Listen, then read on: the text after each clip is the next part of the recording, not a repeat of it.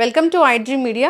So జనరల్గా ఏంటంటే endoscopy, colonoscopy ఇలా చెప్తూ ఉంటారు కదా. అంతేకాదు లివర్ బాగుందో లేదో తెలుసుకోవడానికి కూడా రకరకాల టెస్టులు చెప్తూ ఉంటారు. ఇవి నిజంగానే మనకు అవసరమా? పొట్ట బాగుందో లేదో తెలుసుకోవాలంటే అసలు ఏ ఏజ్ నుంచి మనం టెస్టులు చేయించుకోవాల్సిన అవసరం ఉంటుంది? ఎందుకు గట్ హెల్త్ ప్రాబ్లమ్స్ అనేవి అంతగా వస్తూ ఉన్నాయి? సో దీని గురించి పూర్తి వివరాలు తెలుసుకుందాం. ఈరోజు మనతో పాటు ఉన్నారు ప్రముఖ gastro enterologist and hepatologist doctor Jatin గారు. డాక్టర్ గారు నమస్తే అండి. నమస్తే. డాక్టర్ గారు, ఈ మధ్యకాలంలో ఎవరిని చూసినా కడుపులో మంట, యాసిడిటీ ఇలా చెప్తూ ఉన్నారు. పొట్ట బాగాలేదు అంటే గట్ హెల్తే బాగాలేదని చెప్తూ ఉన్నారు. అది బాగుందో లేదో తెలుసుకోవాలంటే టెస్టులు రాస్తూ ఉంటారు. దాంట్లో ముఖ్యంగా ఎండోస్కోపీ, కొలనోస్కోపీ ఇలా చెప్తూ ఉంటారు కదా. పూర్తి వివరాలండి డాక్టర్ గారు. బాగున్నా బాగాలేకపోయినా అసలు ఒకసారి చేయించుకోవాలా దీన్ని? సో ఫస్ట్ థింగ్ కొలనోస్కోపీ అండి, చాలా ఇంపార్టెంట్.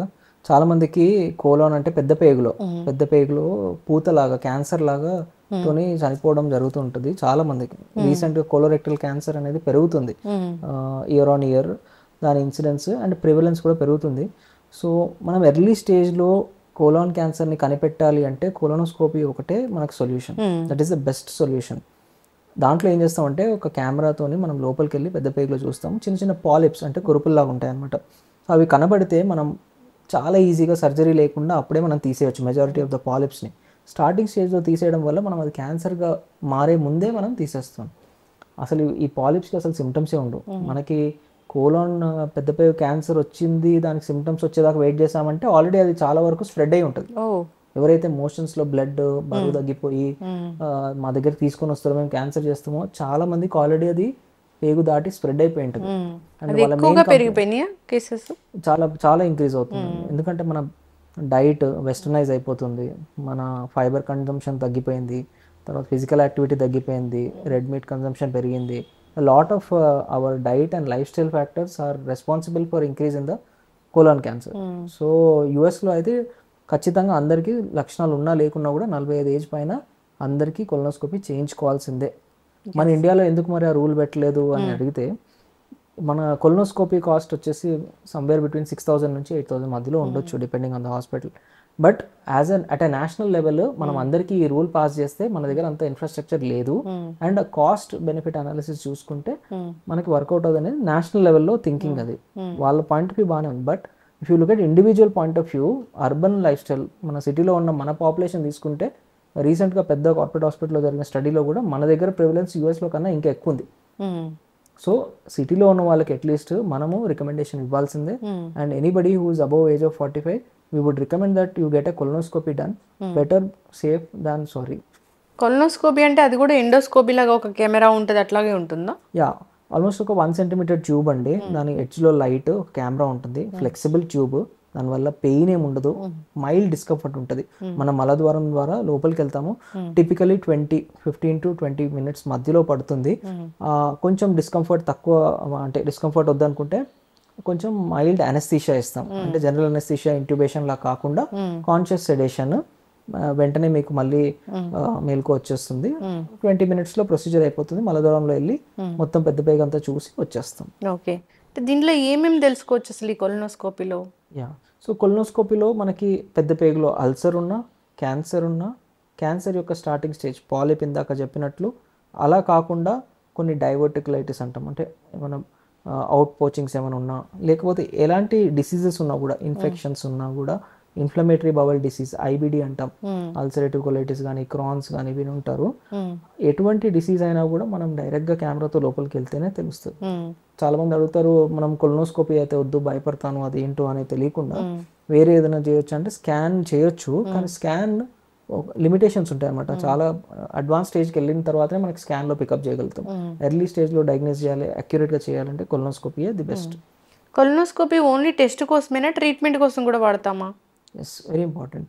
కొలనోస్కోపీలో మనము ఒకవేళ సపోజ్ మనకి బ్లీడింగ్తో వచ్చారనుకోండి, ఒకవేళ అక్కడ ఎక్కడన్నా ఆర్టరీ నుంచి బ్లీడింగ్ అవుతుంది అనుకోండి, మనం కొలనోస్కోపీ ద్వారా ఎక్కడి నుంచి బ్లీడింగ్ అవుతుందో చూసి అక్కడ మనం ఆపేయగలుగుతాం. క్లిప్ వేయడం కానీ, కరెంట్తో దాన్ని బర్న్ చేయడం కానీ, అలా చేయడం వల్ల మనం ట్రీట్మెంట్ ఆఫర్ చేస్తున్నాం. వాళ్ళకి కడుపు కోసి ఆపరేషన్ చేసి అది బ్లీడింగ్ని ఆపాల్సిన అవసరం లేదు. ఇప్పుడు మనకున్న అడ్వాన్స్ టెక్నిక్స్ ద్వారా కొలనోస్కోపీ ద్వారానే బ్లీడింగ్ ఆపొచ్చు. చిన్న polyps, pre cancer stage, early స్టేజ్లో ఉన్న క్యాన్సర్స్ని మనము ఈఎస్డి, ఈఎంఆర్ అనే పద్ధతుల్లో పూర్తిగా సర్జరీ ఎండోస్కోపిక్ సర్జరీ చేసేయచ్చు without any cut on skin, that to with very minimal. అదే రోజు మనం డిశ్చార్జ్ కూడా చేసి ఇంటికి పంపించచ్చు. ఓకే. సో అలా కాకుండా ఈవెన్ ఒకవేళ డైవర్టికులర్ బ్లీడింగ్స్ కానీ చాలా మల్టిపుల్ అప్లికేషన్స్ ఉన్నాయన్నమాట. మనం ఒకవేళ ఇంటెస్టైన్ అనేది బ్లాకేజ్ అయింది అనుకోండి, మనం మెటల్ స్టెంట్ వేసి దాన్ని ఓపెన్ చేయొచ్చు. ఒకప్పుడు మనం ఇట్లా బ్లాకేజ్ ఉంటే కట్ చేయడమే సొల్యూషన్. సో కొన్ని కండిషన్స్లో స్టెంట్ వేసి దాన్ని మనం పెద్ద చేయొచ్చు దారిని.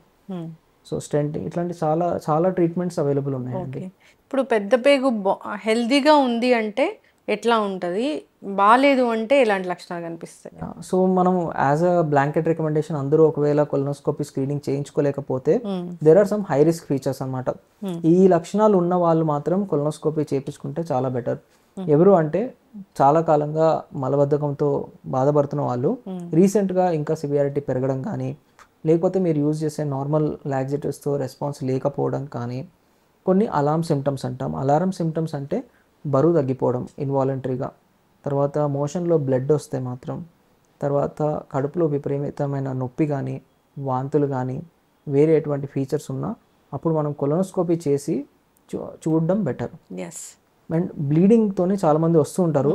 Majority of the cause for bleeding is piles కానీ లేకపోతే ఫిజర్ కానీ ఉంటుంది, అర్షమూలలు కానీ. మనము దాన్ని క్యాన్సర్ వల్ల బ్లీడింగా లేకపోతే అల్సర్ వల్ల బ్లీడింగా అని ఎలా డిఫరెన్షియేట్ చేయడం అనేది చాలా ఇంపార్టెంట్.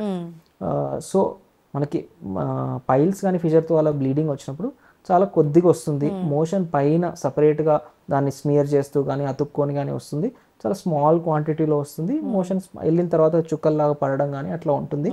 కొంతమందికి మోషన్ వెళ్ళే దగ్గరలో వాపు కానీ కొంచెం పెయిన్ కానీ వెళ్ళేటప్పుడు ఉండొచ్చు. ఇవి కామన్ సిమ్టమ్స్. కానీ ఒకవేళ బ్లడ్ అనేది మోషన్తో మిక్స్ అయ్యి రావడం కానీ, హెవీ క్వాంటిటీలో రావడం కానీ, నేను ఇందాక చెప్పినట్టు వెయిట్ లాస్ కానీ పెయిన్ అబ్డమెన్ ఉంటే అప్పుడు మనం ఇన్ డీటెయిల్ ఎవాల్యుయేట్ చేయాలి. క్యాన్సర్ కానీ ఐబిడి కానీ ఉందా అనేది చెక్ చేసుకోవాల్సిన అవసరం ఉంటుంది. సో ఈ స్టూల్ కలర్ చేంజ్ అయినా, బ్లాక్గా వస్తున్నా, బ్లీడ్తో ఉన్నా కానీ ఒకసారి డాక్టర్ని సంప్రదించడం అనేది ఖచ్చితంగా అవసరమే. చాలామంది అంటే అసలు ఇది క్రానిక్ స్టేజే కదా డాక్టర్ గారు. ఇప్పుడు మోషన్లో బ్లడ్ వస్తుందంటే వాళ్ళు ఒక సెకండ్ స్టేజ్ థర్డ్ స్టేజ్కో వెళ్ళినట్లేగా. అంటే కారణాన్ని బట్టి, అంటే కొన్ని ఏమో క్యాన్సరస్ రీజన్స్ ఉంటాయి, నాన్ క్యాన్సరస్ రీజన్స్ ఉంటాయి. క్యాన్సరస్ రీజన్ అంటే మనం ఇగ్నోర్ చేసామంటే అది స్టేజ్ పెరుగుతూ పోతుంది. నాన్ క్యాన్సరస్ రీజన్స్ అంటే ఇప్పుడు పైల్స్ కానీ ఫిజర్ కానీ ఉన్నా సరే మనం సిమ్టమాటిక్ ట్రీట్మెంట్ తీసుకున్న తగ్గిపోతుంది అంటే పర్వాలేదు. బట్ ఇది కాకుండా ఐబిడి, అల్సరేటివ్ కొలైటిస్ లాంటి డిసీజెస్ ఉన్నప్పుడు ఆ అల్సర్స్ అనేవి పెరుగుతూ పోతాయి మనం ఒకవేళ ట్రీట్మెంట్ ఇగ్నోర్ చేస్తే. సో ఎప్పుడైనా కూడా బ్లాక్ మోషన్స్ వస్తే ఇంకా డేంజర్, అంటే అల్సర్ ఉందని మనకి ఇండికేషన్ అన్నమాట. హెయిర్ లాగా బ్లాక్ వస్తే, బ్రైట్ రెడ్ బ్లడ్ హెవీ క్వాంటిటీలో వచ్చినా కూడా ఎంత ఎర్లీగా మనము కొలనోస్కోపీ చేయించుకుంటే అంత బెటర్ అండి. డాక్టర్ని సంప్రదించడం అనేది ఖచ్చితంగా చేయాల్సిందే. చాలామంది ఇంకా దానికోసం రకరకాల హోమ్ రెమెడీస్ పాటిస్తూ ఇంకా దాన్ని ప్రొలాంగ్ చేస్తూ ఉంటారు. దానివల్ల ఇష్యూ అనేది పెద్దగా అవుతుంది. అసలు కొలనోస్కోపీ అంటే భయాన్ని మనం నిర్మూలించాలి. అది అంటే తెలియని భయం అనమాట, ఫియర్ ఆఫ్ అన్నోన్ ప్రొసీజర్, అదేదో సర్జరీ ఏమో నాకు ఎందుకు అనే భయాన్ని మనం తొలగించాలి. It's a very safe procedure. Complication risk అనేది హార్డ్లీ ఉంటుంది. And it will be done in 20 minutes. You can go back home. ఆ రోజు అసలు భయపడాల్సిన అవసరం లేదు. ఇప్పుడు ఒక 40-45 years వస్తే జనరల్గా మనం హార్ట్ చెకప్లు, బీపీలు, షుగర్లు ఎలా చెక్ చేయించుకుంటామో ఇది కూడా మన పెద్ద పేగు బాగుందా లేదా అనేది కొలనోస్కోపీ ద్వారా చేయించుకోవడం అవసరమే డాక్టర్ గారు. ఖచ్చితంగా అండి. అంటే మన క్యాన్సర్ ఉందా లేదా అని కనిపెట్టడం ఎంత ఇంపార్టెంటో ఇప్పుడు అందరికీ ప్రజలకు తెలుసు. సో ఎర్లీ స్టేజ్లో కనిపెట్టాలి, మనం దాన్ని నిర్మూలించాలి అంటే కొలనోస్కోపీ 45 years తర్వాత చేయడం బెటర్. చక్కగా చెప్పారు డాక్టర్ గారు. ఎండోస్కోపీ అంటే జనరల్గా అసలు భయం వేస్తూ ఉంటుంది. అదొక పెద్ద పైప్ ఉంటుంది, దానికి ఒక కెమెరా ఉంటుంది, వెళ్ళేటప్పుడు నొప్పి వస్తూ ఉంటుంది, ఇలా చెప్తూ ఉంటారు. అసలు ఎండోస్కోపీ అనేది ఎందుకు అవసరం, చేయించుకుంటే నిజంగానే అంత పెయిన్ఫుల్గా ఉంటుందా, ఆ రోజంతా హాస్పిటల్లోనే ఉండాలా, దీనివల్ల అసలు ఏం రూల్ అవుట్ చేయగలం మనం? ఎండోస్కోపీ కూడా చాలా ఇంపార్టెంట్ టెస్ట్ అండి. సో ఎవిడెన్స్ బేస్డ్ ప్రాక్టీస్ అంటాం. మనం ఏంటంటే మీకున్న లక్షణాలకి అంచనా వేసి మీకు అల్సర్ ఉండొచ్చు, మీకు గ్యాస్ట్రైటిస్ ఉండొచ్చు, మీకు గర్డ్ ఉండొచ్చు అని ట్రీట్మెంట్ అనేది మైల్డ్ సిమ్టమ్స్ ఉన్న వాళ్ళకి స్టార్టింగ్లో ఇస్తాం సరే. కానీ సిమ్టమ్స్ రెస్పాండ్ అవ్వట్లేదు అంటే మనం ఏంటి దాని రూట్ కాజ్ అనేది ఐడెంటిఫై చేయాలి. దానికి ఎండోస్కోపీ ఈజ్ వెరీ ఇంపార్టెంట్. ఎండోస్కోపీలో ఏం చేస్తామంటే మన నోటి ద్వారా మనం ఫుడ్ వెళ్ళే దారిలోనే మన గొంతులోంచి అన్నవాహికలోకి స్టమక్ వరకు చిన్న పేగు యొక్క మొదటి భాగం వరకు డియోడినం వరకు చూడగలుగుతాం. సో ఇందులో ఇది యూజువలీ 10 minutes పడుతుంది. అండ్ మత్తు మందు అనేది కొంతమందికే ఇస్తాము. చాలామంది వితౌట్ సెడేషన్ కూడా బాగానే టాలరేట్ చేయగలుగుతారు. లోకల్ అనస్థీషియా స్ప్రే చేస్తాం అనమాట. ఆ లోకల్ అనస్థీషియా స్ప్రే చేయడం వల్ల గొంతు మొద్దుబారిపోతుంది. అలా చేయడం వల్ల మనము ఈజీగా చేయగలుగుతాం. లేదు మనకి డిస్కంఫర్ట్ అసలే వద్దు అనుకుంటే మనం షార్ట్ సెడేషన్ తీసుకోవచ్చు. దీనికి ఎండోస్కోపీకి అసలు అడ్మిషన్ అవసరం లేదు. ఓపీడీ బేసిస్లో చేస్తాము. వెంటనే మీరు వెళ్ళిపోవచ్చు. ఒకవేళ మీరు ఆ రోజు మత్తు కనుక తీసుకున్నారనుకోండి, ఆ పావు గంటలో మీరు మళ్ళీ మేలుకు వచ్చేస్తుంది. కానీ ఆ రోజు మీరు డ్రైవింగ్ చేయకూడదు. యూ హ్యావ్ టు, మీరు ఎవరైనా తోడు తీసుకొని రావాలి.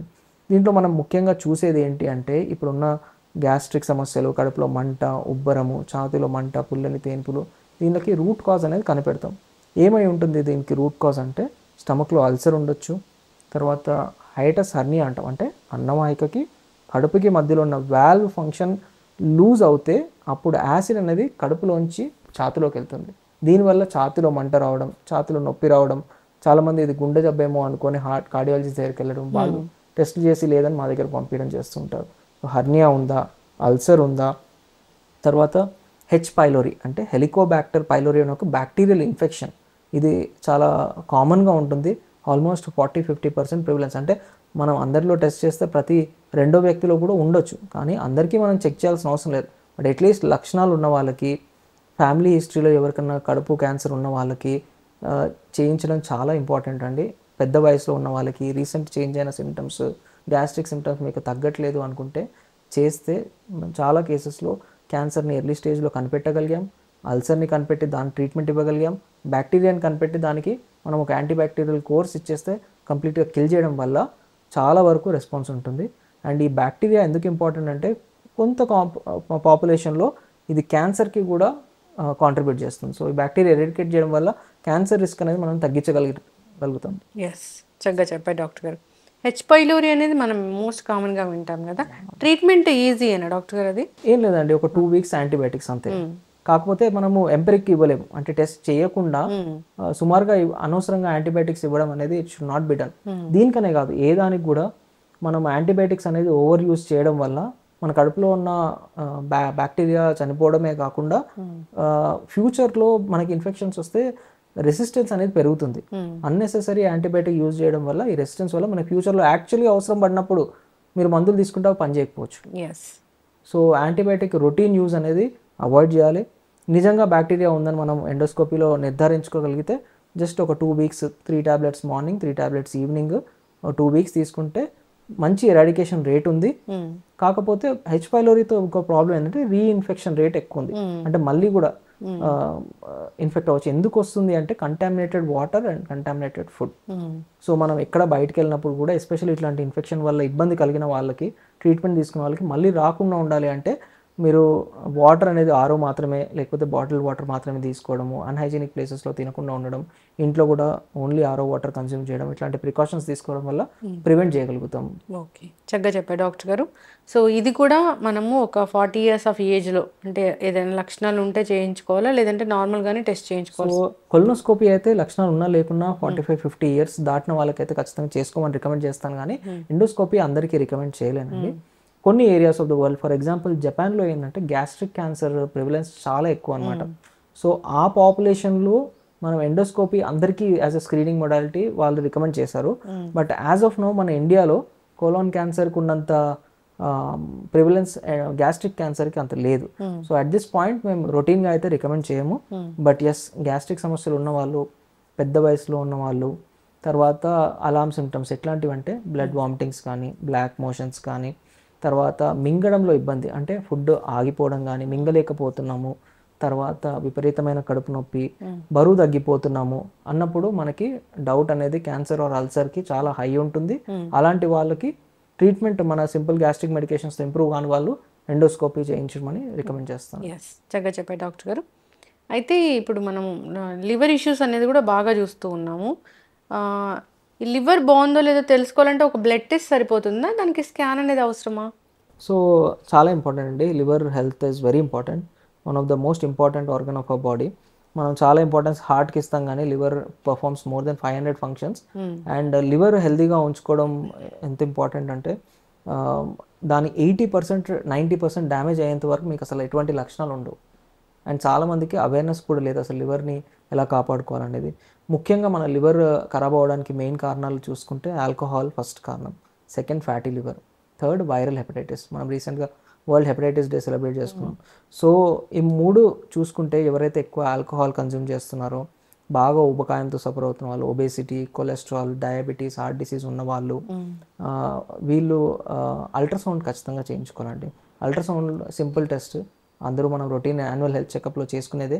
దాంట్లో ఫ్యాటీ లివర్ అని చూస్తారు కానీ చాలామంది ఫ్యాటీ లివర్ అందరికీ ఉంటుందని ఇగ్నోర్ చేస్తారు. అలా ఇగ్నోర్ చేయకుండా దానికి ఫర్దర్గా మనం ఇంకొక 2 టెస్టులు రికమెండ్ చేస్తాం.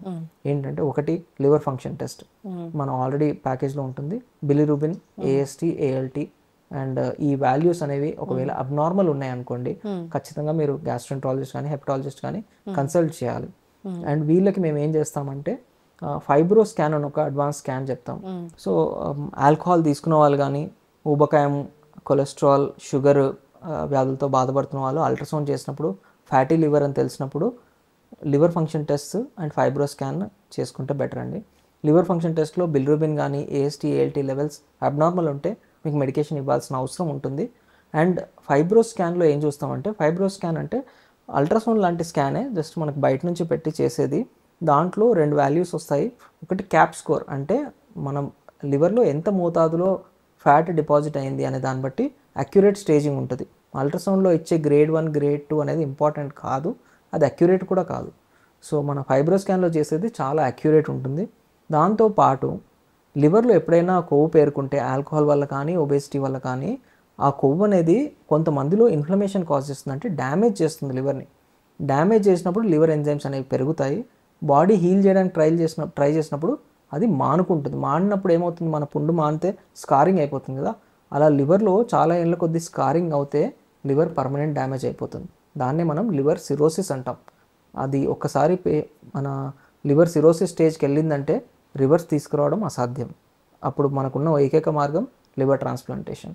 మనం ముఖ్యంగా సిరోసిస్ అయ్యి కాంప్లికేషన్ వచ్చేంత వరకు మనకి గుర్తించలేము మన లివర్లో డ్యామేజ్ అవుతుందని, ఇలా ఇన్ఫ్లమేషన్ అవుతుందని, ఎందుకంటే దానికి లక్షణాలే ఉండవు. సో మనం టెస్ట్ చేసినప్పుడు లివర్ ఫంక్షన్ టెస్ట్లో ఎంజైమ్స్ పెరిగుంటే డ్యామేజ్ అవుతున్నట్టు. ఫైబ్రో స్కాన్లో ఈ ఎల్ఎస్ఎం వాల్యూ, అంటే ఫైబ్రోసిస్ ఎంత అయింది అనేది ఎంత మోతాదులో ఉందో చెప్తుంది. అందులో ఒకవేళ high grade fibrosis, F2, F3 fibrosis ఉంది అంటే వీళ్ళకి మనం ఖచ్చితంగా లైఫ్ స్టైల్ చేంజెస్తో పాటు మందులు ఇవ్వడం వల్ల రివర్స్ చేయగలుగుతాం. సో మీ లివర్ని మనము ఫ్యూచర్ రిస్క్ ఎంత, రివర్సిబిలిటీ ఎంత ఉంది, ఎంత తీవ్రతలో డ్యామేజ్ అయింది, స్టేజింగ్, గ్రేడింగ్ చేయాలంటే ఫైబ్రో స్కాన్ అనే వెరీ సింపుల్ టెస్ట్ ద్వారా మీరు చేసుకోవచ్చు. తర్వాత లివర్ ఫంక్షన్ టెస్ట్.